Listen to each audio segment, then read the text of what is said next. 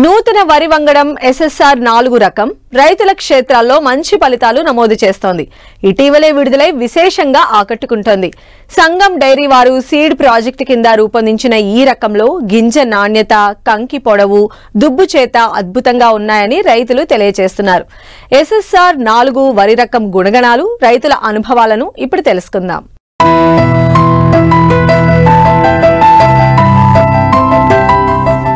సాధారణ ఊడుపులో సైతం విరగపండిన ఈ వరి రకాన్ని చూడండి. కంకి పొడవు రైతుకు కనువిందు చేస్తోంది. ఒక్కో కంకిలో గింజల సంఖ్య 400 నుంచి 450కి తగ్గకుండా ఉంది. బాపట్ల జిల్లా సంగం డైరీ వారు రూపొందించిన ఈ నూతన వరి రకం SSR 4 రకం. మార్కెట్లో అర్జున్ పేరుతో విడుదల చేసిన ఈ రకం చీడపీడలు తట్టుకోవడమే కాకుండా తక్కువ కాలంలోనే పంట చేతికొస్తుందని ఈ వరి రకం గుణగణాలు తెలియజేస్తున్నారు SSR 4 రకం రూపకర్త ఆలపాటి సత్యనారాయణ. పరిశోధనలో ఇప్పటివరకు 109 రకాలు రైతులకు అందించాను.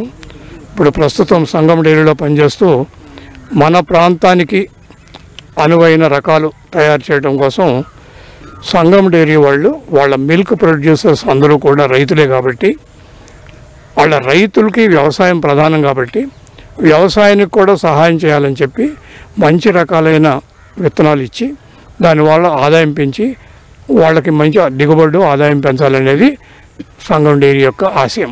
4.5 సంవత్సరాల క్రితమే ఈ ప్రాజెక్టుకి నన్ను తీసుకొచ్చి వీళ్ళు పరిశోధన చేయమంటే నేను దీనిలో మన ప్రాంతాన్ని దృష్టిలో పెట్టుకొని మనకు ప్రధానమైన పంటలు మినుము, పెసర, వరి ఈ 3 పంటలు తీసుకున్నాను. ఆ తర్వాత ఎక్కువగా మొక్కజొన్న కూడా అడుగుతుంటే గత 2 సంవత్సరాలుగా మొక్కజొన్న మీద కూడా పరిశోధనలు మొదలుపెట్టాను. ఇంకా మొక్కజొన్నలో ప్రోడక్ట్స్ ఇంకా మనం రైతులకి ఇచ్చే స్టేజ్కి రాలేదు. ఇది కాకుండా 4 కూరగాయలు కూడా చేస్తున్నాను.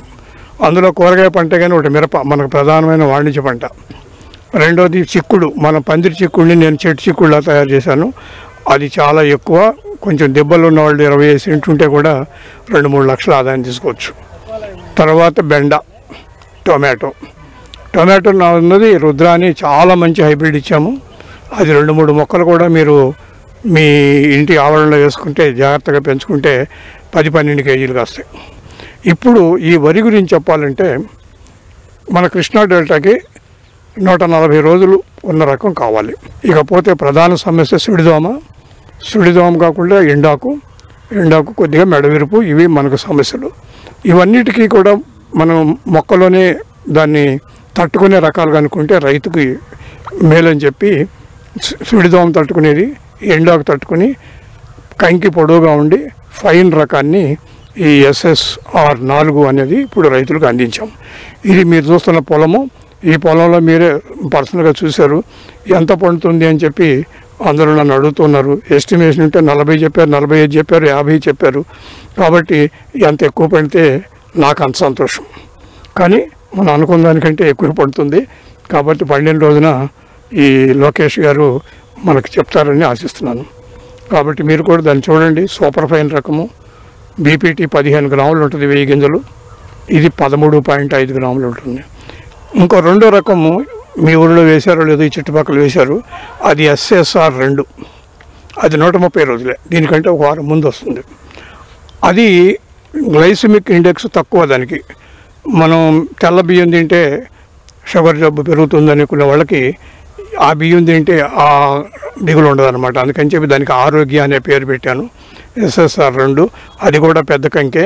దానికి కూడా 400-450 గింజలు ఉంటాయి కంకికి. చాలా మంచి రకాలు 2. మీకు ఏది అనుకుంటే దాన్ని వేసుకోండి. 2 మంచి వెరైటీ, 2 సిఫార్సు చేసినాయి. విరగపండిన వరిని సంతోషంగా చూపిస్తున్న ఈ రైతు లోకేష్.